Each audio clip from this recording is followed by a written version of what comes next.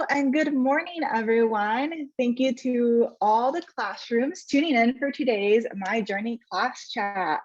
My name is Victoria Chavez. I am the State Policy Fellow at code.org on our advocacy team. Today, we're excited to welcome Richard Nelson, who is part of a team that plays a crucial role in technology to keep people safe at Motorola.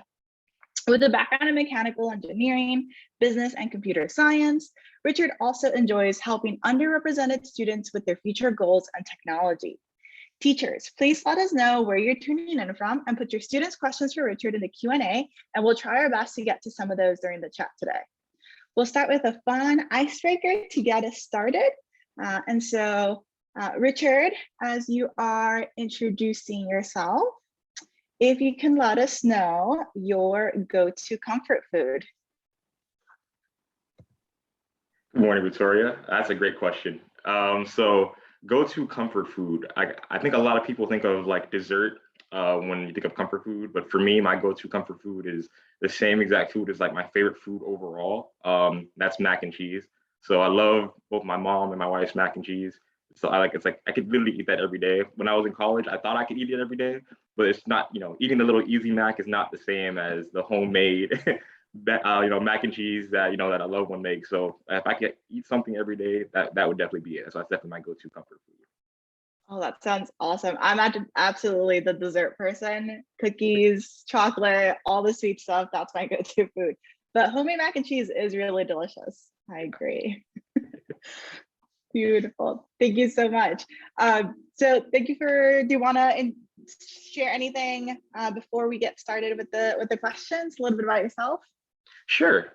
So a little bit about, I know you gave a great intro. My background is in mechanical engineering and computer science and business. I'm from South Florida originally, so I'm really excited to be able to share some of my experience with all the classrooms that are dialed in today. And if you have any questions, feel free to share them.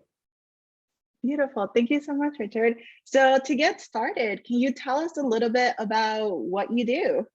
Sure thing. So I'm actually going to share my screen to show a little bit of some illustrations that kind of highlight a little bit about what I've done here at Motorola so far. So am I sharing okay? Everything good? Yep. Perfect. Okay. So starting off, I joined Motorola back in 2019 as a mechanical engineer. So a lot of what I did was supporting our current products that are in the field. And first off the bat, Motorola solutions. I know when you hear Motorola, you probably think of like the Razr, like one of the classic, most iconic cell phones. Yep. So nowadays we make mission critical radios, right? So one of the things, and I'll talk a little bit more about that in a minute, but from the mechanical engineering side, what that means is that when we're making radios for our customers, which largely include, firefighters, police officers, EMT in the military, it's really important that the products that we're making are extremely rugged and durable, so that way they can survive in the environments that our customers are using them in. Because there are everyday heroes.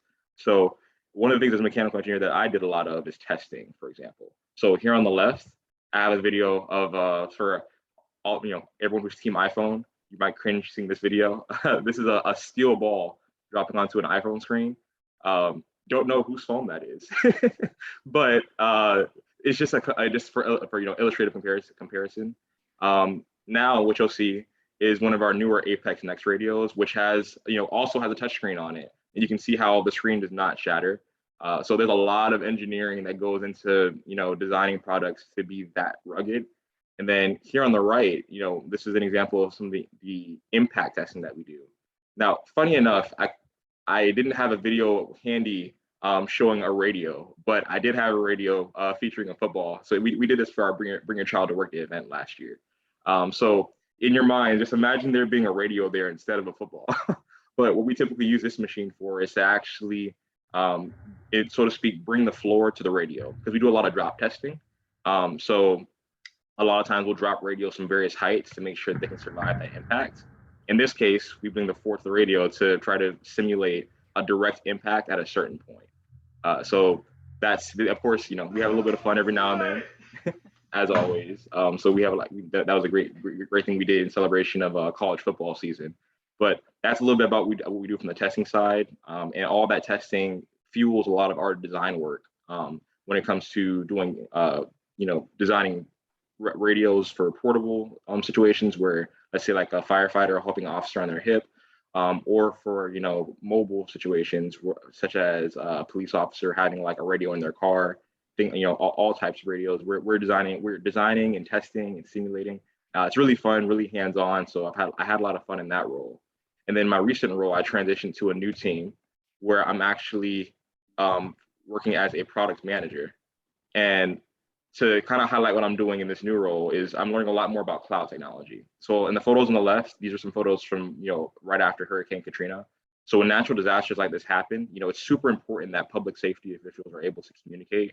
Now, they can't just rely on the same cell service that we rely on every day, because I mean, just imagine that if you were in the situation, most people's first response is, I need to find out if my loved ones are safe, right? So everyone's on the phone, everyone's calling. And I kind of, make a comparison to when you're at home. If everyone is like watching Netflix at the same time, your internet speed's probably going to go down on your device, because it's kind of, everyone's, using up that bandwidth.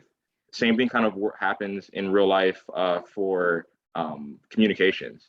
So if everyone's using that bandwidth from their cell phones, it can, it can actually cause calls to drop and communications to fail. So police officers and in the military, when they're coming out to help out and save people, they have to rely on their own radio frequencies to be able to communicate.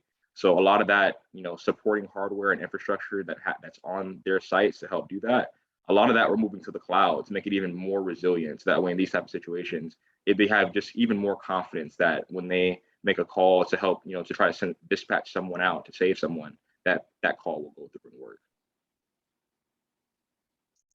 This is incredible. Thank you so much, Richard. How did you decide to do this work? I mean, this sounds really incredible. Oh, great question. So I have one other video as well that I want to share that kind of helps illustrate that. So when I learned a little bit more about what Motorola does, right, it really piqued my interest in the company. And I think one of the best things that kind of illustrates this is looking at some of the situations that our customers are in. So on the screen, you see a video of firefighters running out of a burning building, and you can see how a lot of them are engulfed by the flame, right? So this actually happened in Los Angeles, California, about 2 years ago, and it was incredible seeing this footage. This is just coming straight off of YouTube, and seeing this on the news, seeing this on YouTube. I was like, wow, this is like insane. I can't imagine being in that type of situation. Now, working here at Motorola, I learned that we actually provide the radios to this firefighter team in Los Angeles, California. And they were, the photos on the right show the actual after images of what their products look like. We actually were able to talk to the fire chief, and he basically retold the story of what was going on before that flame basically engulfed half of the fire ladder. And they were really able to get out just in the nick of time. If they hadn't been able to communicate effectively, they wouldn't have been able to save the lives that they saved and get out safely. No one died in that incident, which was amazing. We love to hear those type of stories.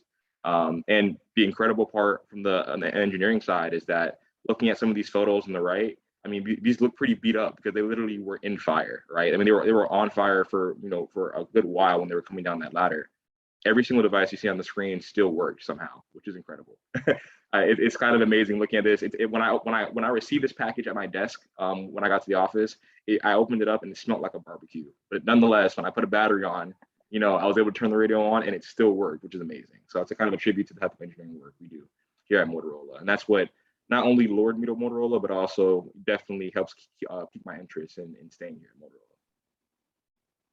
Wow, that is so impressive. Thank you so much for sharing. And these images are really telling of the work that you're doing and how you're saving lives, which is really, really cool. Before we move on, as a reminder to our audience, feel free to drop some questions in the chat and we will ask Ricky the questions from your classes. Well, teachers start collecting some questions and students are thinking about what they want to ask. I'm sure they have tons of questions. There's so much that can be asked about what you've said so far. I'm really curious to know, what role does computer science play in what you do? Oh, great question. So it plays a variety of roles, actually. I know I'm a mechanical engineer by trade, but as a, having the CS minor has really helped me out a lot in being able to automate things. So I'll give an example. So one of the things that we do is actually collect data on radio. So this is a video of me inside of one of our labs at work. And in the background, you see a whole bunch of wires and and pieces of equipment that are all hooked up together. It looks really complicated, but in a nutshell, what all that stuff does is it basically, on one side, you can actually plug in a radio, right? And it basically connects to like a knob on a radio. So it measures something called torque. Torque is basically just like the force required to turn something, right? Just so you can just think of it from that perspective. So on one side you have a radio, on the other side you have a laptop that basically outputs the data. So I'm gonna fast forward a little bit to the end, and you can actually see an example. And yes, I could not find a good still shot. So every single one of these shots, I wound up making an awkward face. It's really weird, but nonetheless, this is an example of some of the output data that we get. So two things that I want to mention here in terms of why computer science is really important.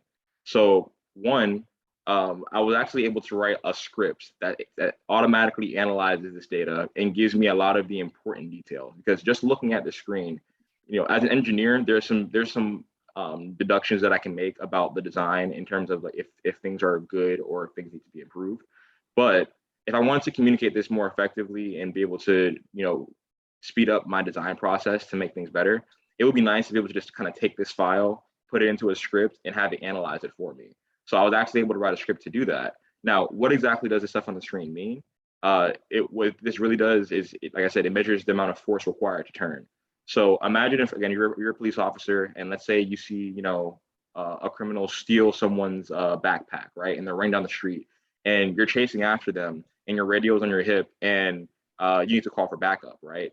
As you're running, if your radio, if the volume knob is really, really loose, so it rubs against you and your radio accidentally turns off, that would be a problem, because then when you pick up your radio and try to make push to talk, your radio is not going to make a call. And those seconds are really, really important, because that could be the difference between, catching the person or not catching them. Or that could be the difference between saving someone's life and not saving someone's life. So every little second matters. So measuring the amount of force required is really important to our users, because they want to make sure that they're not, accidentally triggering things on the radio that they don't want to happen. So the radio on the left is without something called a torque adder. So it basically, without having it, the torque is the force required is really low. So you'll have more accidental, knob movement. The one on the right, the torque is a lot higher, because we added a little piece of, or basically a rubber inside of our knob, which makes the user experience much better and makes it less likely for accidents like that to happen. So writing code to be able to analyze that and once we collect all that data is really, really, really helpful, because it allows us to be able to make those decisions on the fly, much faster, and get to like the best design possible. Awesome. Well, thank you so much for sharing that and for having these awesome graphics. It's really cool to be able to see, we saw the stuff that you do with, testing the actual radios, and now getting to see what you do with the code is very, very cool. So thank you for sharing that. No problem. Outside of work, what do you enjoy doing? What's something interesting about you? Good question. Okay, so outside of work, so I think, as mentioned in my bio, I'm a huge basketball fanatic. And mind you, I love all sports. So I've taken up some more sports. Like I've recently taken up golf, taken up tennis. I've always loved football and volleyball, but basketball is definitely like that's like the sport that I love. So I'm a huge Heat fan. So recently on March 5th, which is 305 Day, because I am from Miami originally, went to a Heat game. So you can see a little snippet of that. And Bernie, having a great time. So it was really, really fun. We wound up winning that game. So if you're not a Heat fan, I'm sorry, but if you are, great. That was good. Number one in the East. So I'm super happy about that. And then I also love playing basketball on the weekends as well, especially too. I'm actually trying to get out there more often the way I used to back when I was in high school and college. But I've been playing ever since I was probably about 5 years old. So it's definitely been a sport that I've loved for a long time. And then next to basketball, I also really love music. So to this day, I still try to, get active in GarageBand and just kind of tinker around, make different songs, make beats, different types of music. And I started off in music back in, I want to say fifth fifth grade was when I first picked up my first instrument, which was trombone. And I played that in the band all the way up through high school. So I have a little clip here on the right. Let me know if you can hear. If not, I'll make sure that's, yep, I'll make sure I make that adjustment.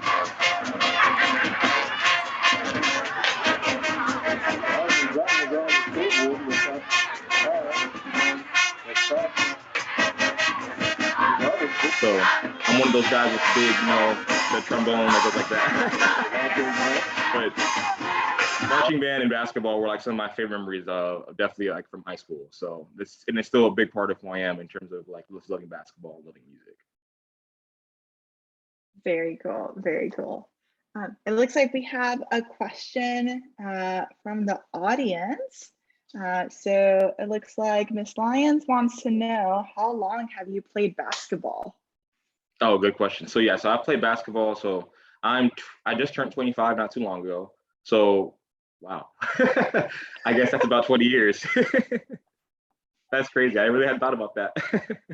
Wow, that is quite a while. Yeah. Very cool. And I think it's so cool to know that, we computer scientists, I identify as a computer scientist as well, can be so well-rounded. We can be technologists, we can do the computer stuff, we can do the engineering stuff, and we can be super athletic, awesome at sports, we can be super musicians. It's so great to see that. Absolutely. We're getting some more questions in the chat. So Ms. Garda asks, what program, oh my goodness, things are happening. What programming language do you use in your job? Good question. Okay, so let's see. So there's two that I've used like more often, right? So one of the things that I did last year was I joined what's called an alpha team, where we basically come up with like new ideas and basically build mini versions of them. And then if they're successful, then they wind up getting incorporated into like what we do. So part of that project was learning a new programming language called Rust. So it's very similar to C, and but it's a lot more secure in a lot of ways. Without getting too technical, it's kind of like a slightly improved version of like C or C++. So I used a lot of that last year. But prior to that, I definitely think that C++ or some version of C++ was probably the most popular, because if I was, in the example that I used earlier in the video, to write that code, I did it in something called MATLAB. MATLAB is basically a program that is built basically on C. And then the actual device that automatically turns the radio knobs, an intern actually kicked that project off, and then I modified it. But he used something called an Arduino. And Arduinos also use basically C or C++ as kind of like their native programming language. So a lot of what I use mostly is C or C++. Very cool, very cool. I would love to know for our teachers and students in the audience, if you're using any of those languages in your classrooms, or if you are familiar with them. That'd be really interesting to know. You shared a lot of languages that are used. So that's awesome. Thank you for sharing. We have a couple more questions. So Ida is curious to know what's the salary range for your position or position similar to yours? Good question. So I will say that it probably varies by like location in the country. So for like when I started, the salary range for me was between like upper 60,000 to like upper 70,000. So that's kind of like the range where you start. Though I will admit that there definitely are a lot of opportunities to get raises and bonuses, especially at a company like Motorola. And as the market gets more and more competitive, I think some of those numbers are also like on the rise as well too, which is fun when you're an engineer. So that's great. And then and I'm, as I mentioned, I'm based out of, I still live in South Florida to this day. So as you move more like west, a lot of times the salaries will go up to kind of account for the cost of living. That makes sense. Absolutely. Yeah. And besides getting to be in Florida, which is your home state, Emmanuel would like to know what's the favorite part of your job? Good question. So favorite part of my job, oh, man, that's tricky. Okay, so I think one of the outside of like the technical like testing, because that's pretty fun. Outside of creating stuff, because I always love creating stuff. One of the things that I found to be really, really fun is just the opportunities to connect with other people. I know like over the past, 2 years, we've all been separated in a lot of new ways because of the pandemic. So here at Motorola, so there's two groups that I'm a part of. One is called the Young Professionals Group, and the other one is called MBDO, which is the Motorola Black Inclusion and Diversity Organization. And I'm actually the president of that group for the company globally. And both of those groups have, amongst our other business councils within our company, have spearheaded a lot of initiatives to bring people together. So we've had some opportunities to, play games virtually together online, have opportunities to have speed networking sessions, and just get a chance just to connect with people, because a lot of times when you're cooped up in your house for a long time, and you kind of long for having that connection with just other people. I During the most of the pandemic, there were a few times as a mechanical engineer where I had to go into the office still, because I can't bring millions of dollars of equipment back home to my house with me. Also, it's pretty heavy. But for a good portion of it, I was able to work remotely. And now in my current role, I'm pretty much fully remote, but I go back into the office when I help out with hosting in-person events. So a lot of those in-person events, again, chance to connect with other people, is really what it's super fun, because you meet people from all different walks of life. You get a chance to learn from other people and their career paths, and how they can intersect with yours. And it makes it a lot easier to learn more about what you're interested in and what opportunities are around in the company, because there's not, a lot of times when you get your first job, there's not like a whole board that lays out all the options. So the more people the more like holistic picture you have of like the opportunities you have for your career. So it's been a lot of fun to meet a lot of people. Awesome. And I think you hit a bunch of questions that we had. One of the questions was, do you work from home? And it sounds like you do a little bit of both, right? You have to go into the office to do the testing, but there's some work that you can do from home. And relatedly, Sherry Turner asks if do you get to travel with your job? Yes. So cool story. So actually next week I'm getting a chance to travel. So I've been a member of the National Society of Black Engineers since I was in college. And now as a professional, I get a chance to go there and help recruit. So I'll be going to California for the first time in a while. I've been there before, but it's been a couple of years. And then after that, will hopefully be able to go to Indiana to meet with some actual customers, to talk with them and get their perspective on some of the cloud technology that we're working on. So yep, definitely some opportunities to travel for sure. That sounds awesome.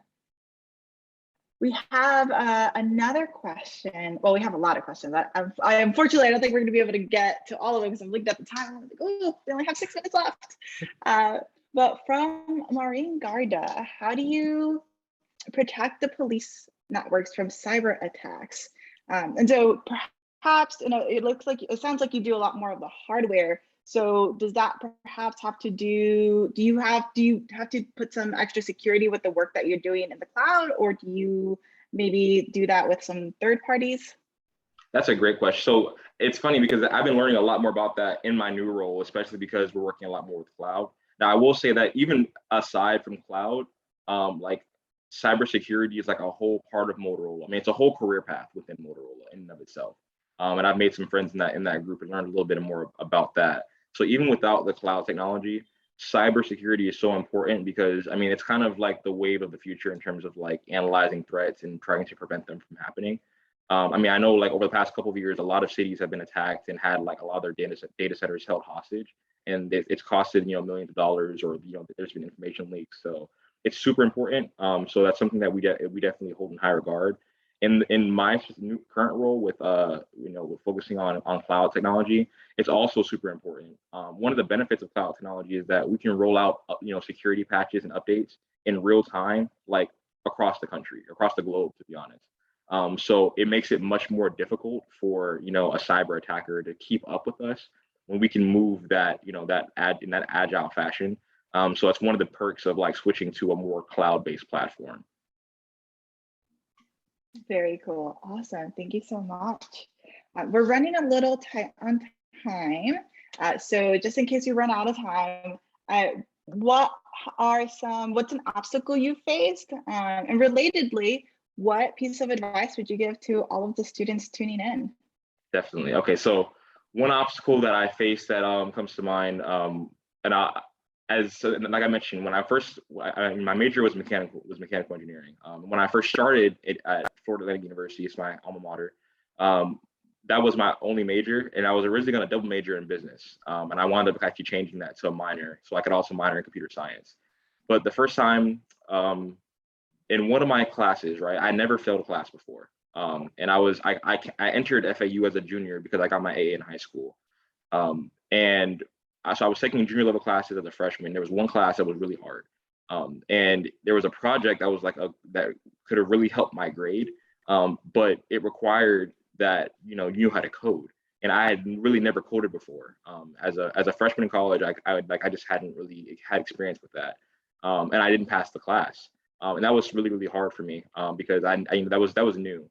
I took the class again the following year, and the only difference is that yes, I had seen the material before. Yeah, but I still didn't understand it, until I learned how to study a little bit better for that class. But the main thing that changed was that I learned how to code. So I had added my CS minor. I had taken my first intro to C class, and that made a world of a difference. I think I got like an A minus or a B plus in the class second time around, just because it's a lot of engineering is learning how to learn. So as kind of transitioning into like advice, the earlier you start, learning the principles of being creative, thinking outside the box, and how to code, right? Because that's really important. Even if you're not a computer science major, it's still super helpful to have those principles down early on, because when you get to college, it helps you break down problems into bite-sized pieces. And literally, once you learn one code, it's easier to learn other ones. So, whether you learn Python or C or Java, it's just important just to get started. And there's no time better than the present to do that. Absolutely. Yes, I completely agree. Once you learn one language, once you learn the fundamentals, you can really pick up other languages so much more easily. This crucial point there. Relatedly to, you were talking about your experience in college, and so from Zena Pouncey has a question, wants to know if you completed any internships, and if so, which? Oh, good question. Yeah. So I actually tried to talk about that earlier. So coming into college, obviously I had no internship experience with engineering. By the time I graduated, I actually had 5 internships. Internships are super, super helpful for a number of reasons that we don't have time to get into for today. But as far as the place I interned with a utility company called FP&L, Next Door Energy. I interned with a small biomedical company called Flow Spine, where I actually got to design something that was used in a spinal surgery, which is really cool. So a bit of biomedical, mechanical engineering experience there. I had the chance to intern with a manufacturing company called Decimal Engineering. So I got to see how stuff was made behind the scenes. I got a chance to work with an aerospace company called Northrop Grumman in California. That was fun. It was the first time I'd ever lived away from home for more than a month. So that was cool. And it was just a brand new industry to me. And then I also had a chance to work at a company called Belkin, which is also an aerospace company as well too.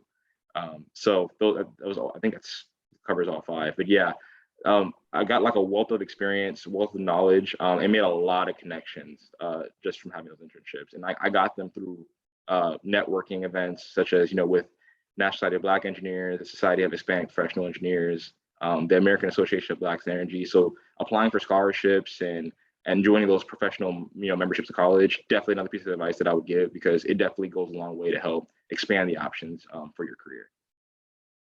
Absolutely. I fully second that, as someone who was able to afford college through scholarships. Absolutely, scholarships are so important. Yes, same here.